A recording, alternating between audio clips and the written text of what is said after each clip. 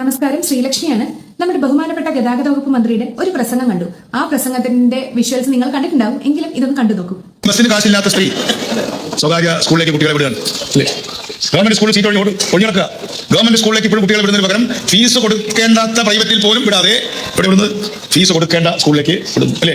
ആശുപത്രിയുടെ കാര്യം വരുമ്പോൾ ഇതേ സ്ത്രീ തന്റെ അച്ഛനെയും ഭർത്താവിനെയും കൊണ്ട് വരാന്തയിൽ കിടക്കുകയാണ് ഗവൺമെന്റ് ആശുപത്രി. ഈ മൂന്ന് കാര്യങ്ങൾ, പൊതുജനാരോഗ്യം, പൊതുഗതാഗതം, പൊതുവിദ്യാഭ്യാസം, കേരളത്തിലെ ജനങ്ങളുടെ ബിഹേവിയർ, അവരുടെ പെരുമാറ്റം എന്നെ അതിശയിപ്പിക്കുകയാണ്. ബസ് വന്നാൽ കാശ് കുറഞ്ഞ ട്രാൻസ്പോർട്ട് തള്ളിക്കയറും. എന്നാൽ തൊട്ടപ്പുറത്ത് കുട്ടിയെ ചേർക്കുന്നത് ഫീസ് കൊടുക്കുന്ന സ്കൂളിലാണ്. അസുഖം വന്നാൽ പ്രൈവറ്റ് ആശുപത്രി പോകാൻ പേടിയാണ്, കാരണം അവിടെ കൊടുക്കാൻ പൈസയില്ല.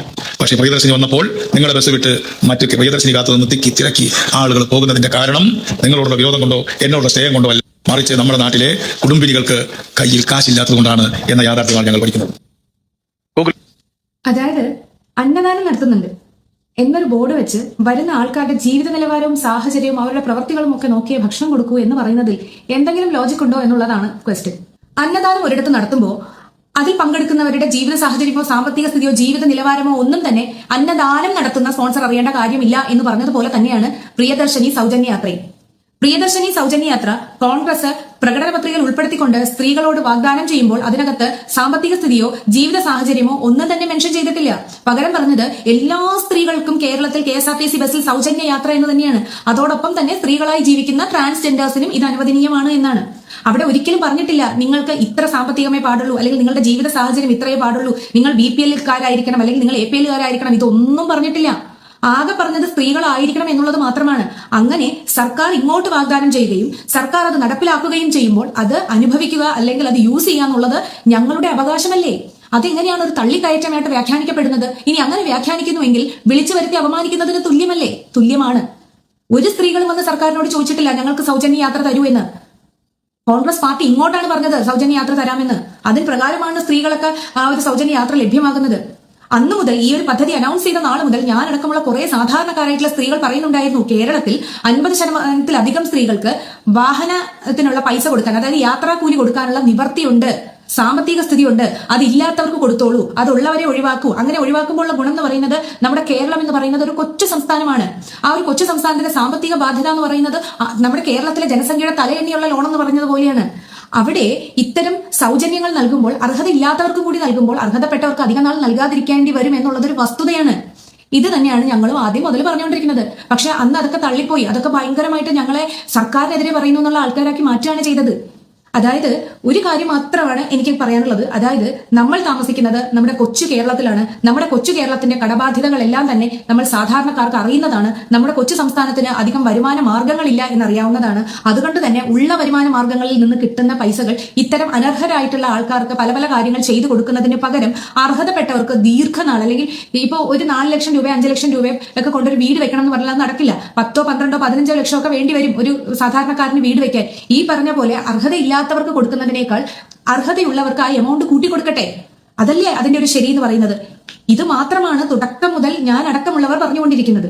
പക്ഷേ ഈ പ്രിയദർശിനി എന്ന് പറയുന്ന സൗജന്യ യാത്രാ പദ്ധതിയിൽ യാത്ര ചെയ്യണമെങ്കിൽ അവരുടെ ജീവിത സാഹചര്യങ്ങൾ എങ്ങനെയായിരിക്കണം എന്നൊന്നും മന്ത്രി പറയേണ്ട കാര്യമുണ്ടെന്ന് എനിക്ക് തോന്നുന്നില്ല. ചിലപ്പോൾ അവർ പൈസ ഉള്ള സ്കൂളിൽ വിടുമായിരിക്കും, ചിലപ്പോൾ പൈസ ഇല്ലാത്ത സ്കൂളിൽ വിടുമായിരിക്കും. പിന്നെ പൈസ ഉള്ള സ്കൂളുകളിൽ വിടുന്ന കുട്ടികളുടെ അമ്മമാരും അച്ഛന്മാരും മുത്തച്ഛന്മാരും പോലും സർക്കാർ ആശുപത്രികളുടെ വരാന്തകളിൽ കിടക്കുന്നു എന്നാണ് അദ്ദേഹം പറയുന്നത്. എന്നിട്ടും അദ്ദേഹം അതിന്റെ ഇടയിൽ പറഞ്ഞു പൊതുജനാരോഗ്യം, അതുപോലെ തന്നെ പൊതുഗതാഗതം, പിന്നെ പൊതുവിദ്യാഭ്യാസം, ഇതിലെല്ലാം ഒരു പൊതു ഉണ്ട്. ആ പൊതു തെരഞ്ഞെടുക്കണോ വേണ്ടയോ, ഏത് പൊതു തെരഞ്ഞെടുക്കണം എന്നുള്ളത് ഞങ്ങളുടെ ചോയ്സാണ്. സ്കൂളിൽ ആ ഒരു സ്കൂളിൽ ചിലപ്പോൾ പഠിപ്പിക്കാൻ താല്പര്യമില്ലെങ്കിൽ ഞങ്ങൾ വിടും.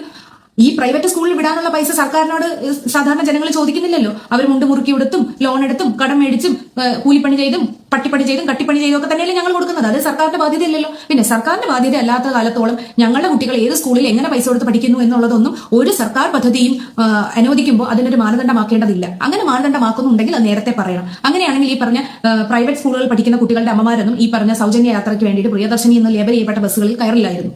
ഇത് വാ വാ വാ എന്ന് പറഞ്ഞാൽ എല്ലാവരും വിളിച്ച് കയറ്റിയിട്ട് 3ന്റെ എന്ന് പറയണം എല്ലാവരും കൂടെ തള്ളി കയറുകയാണെന്ന്. എന്തൊരു മോശം സ്റ്റേറ്റ്മെന്റ് ആണ് സാർ എന്ന് മാത്രമേ ചോദിക്കാനുള്ളൂ. അത് സ്ത്രീകളെ അടച്ചാക്ഷേപിക്കുന്ന ഒരു സ്റ്റേറ്റ്മെന്റ് അല്ലേ അത്? വിളിച്ച് കയറ്റിയിട്ട് തള്ളി കയറുന്നു എന്ന് പറയുന്നത് എന്ത് മോശം ഒരു വർത്തമാനമാണത്. ഇപ്പോഴും പറയുന്നു, സമയം വൈകിട്ടില്ല. പ്രിയദർശിനി സൗജന്യ യാത്രാ പദ്ധതി എന്ന് പറയുന്നത് ഒരു വളരെ നല്ലൊരു പദ്ധതി തന്നെയാണ്. പക്ഷേ അത് അർഹതപ്പെട്ടവർക്ക് ഒത്തിരി നാളുകൾ അല്ലെങ്കിൽ ആജീവനാന്തം കിട്ടുമ്പോഴാണ് ആ പദ്ധതിക്ക് മഹത്വം ഉണ്ടാവുന്നത്.